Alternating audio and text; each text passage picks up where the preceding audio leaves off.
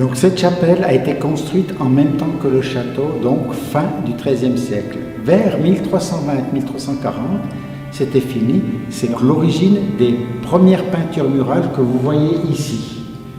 Ces peintures murales ont été après recouvertes d'une couche de crépi, puis ils ont fait une deuxième peinture qui a été inaugurée en 1447. Pourquoi une chapelle dans un château? C'est que cette chapelle, elle faisait partie du château qui était à l'évêque de Sion. Et lui, il avait besoin de pouvoir faire la messe. Et c'est donc une église à lui. Donc à la différence de l'église de Valère, qui elle était publique. Oui, c'est ça. L'église de Valère est publique, mais à l'intérieur, vous avez encore des chapelles. Parce qu'un chanoine qui était là-bas aurait pu demander d'avoir sa partie à lui. Pour mieux apprécier le long et difficile travail de restauration du monument, voici une gravure de 1825 environ qui laisse croire que les lieux servaient d'étable. On voit également des dames de Sion au premier plan. Le peintre Raphaël Ritz fut l'un des premiers à la fin du XIXe siècle à militer pour la sauvegarde patrimoniale du château de Tourbillon.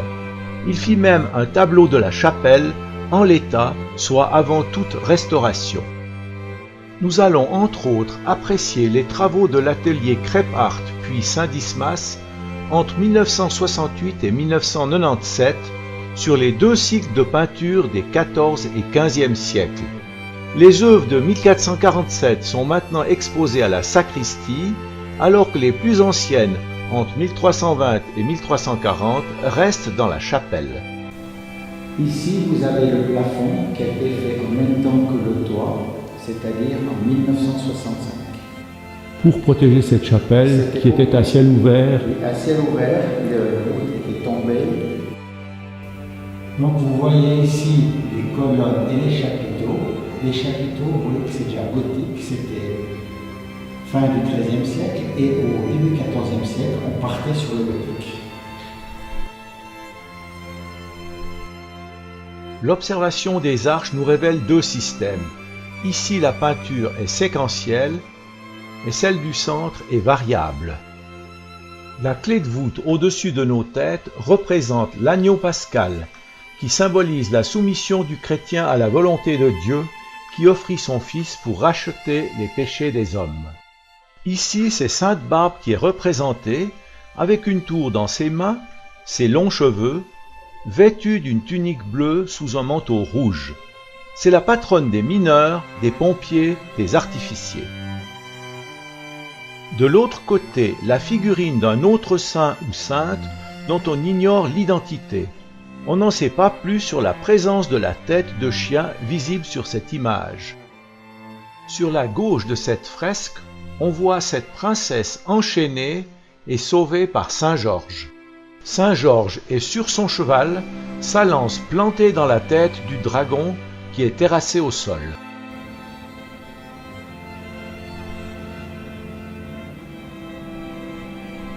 Là, vous avez la croix de Saint-Maurice, et sur la gauche, vous avez le roi David qui chantait ses psaumes. Donc, à droite de la fenêtre, vous avez l'Annonciation à la Vierge Marie, et dans les quatre de fenêtre, vous voyez la console, c'est un ange qui tient un cierge.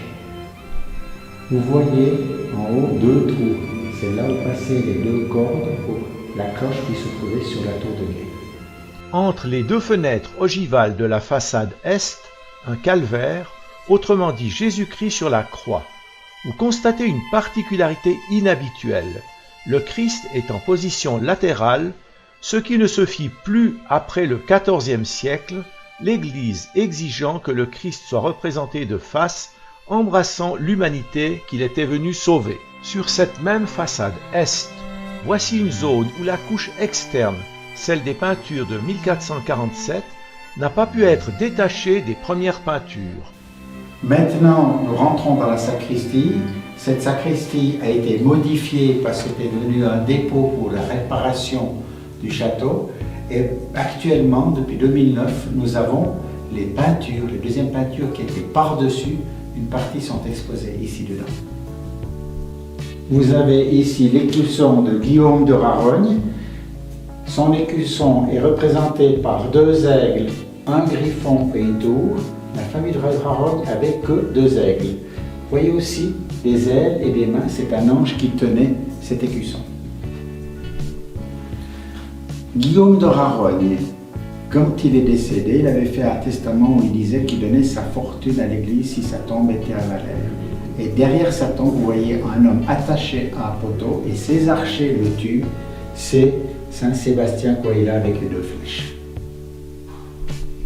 Là, vous avez une sainte qui est très typique en Valais, c'est Sainte Catherine d'Alexandrie. Regardez la roue, il y a des lames et vous avez une épée. Elle a dû être tuée avec 4 roues à lames qui tournaient comme ça, mais comme elles se sont cassées, ils l'ont tuée avec l'épée. Alors, à gauche, vous avez Saint Gras, c'est un saint qui vient de la vallée d'Ost, et à droite, la dame qui a retrouvé la croix du Christ, c'est Sainte Hélène. Bien sûr, il n'y a plus grand-chose, on ne voit pas grand-chose, mais on voit quand même la croix qui indique que c'est Sainte Hélène qui a trouvé la croix. Vous avez une jolie peinture où vous ne pouvez pas voir maintenant, c'est Charlemagne qui donne le glaive d'Aragalie à notre premier évêque. Cette partie-là, en l'enlevant, eh bien, elle est partie avec la première couche. Je vous expliquerai après 30 secondes. Maintenant, je vous montre juste le dessin, comment était cette peinture. Vous voyez donc ici Charlemagne, qui est sur son siège, qui donne le glaive de la régalie à notre premier évêque, qui était bien sûr Saint Théodule ou Théodore. Alors en Italie, ils ont trouvé un nouveau système pour enlever une couche, ça s'appelle la strapo. Strapo, ça vient de strappare, arracher. Comment font-ils? C'était vers 1960. On découpe ce que l'on veut prendre du reste de la paroi.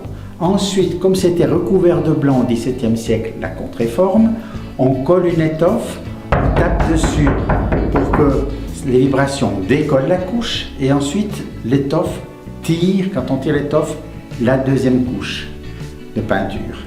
Et tout ce qui est ici, que vous voyez, ce sont 2 couches qui sont venues en même temps et qu'on n'arrive pas encore à séparer.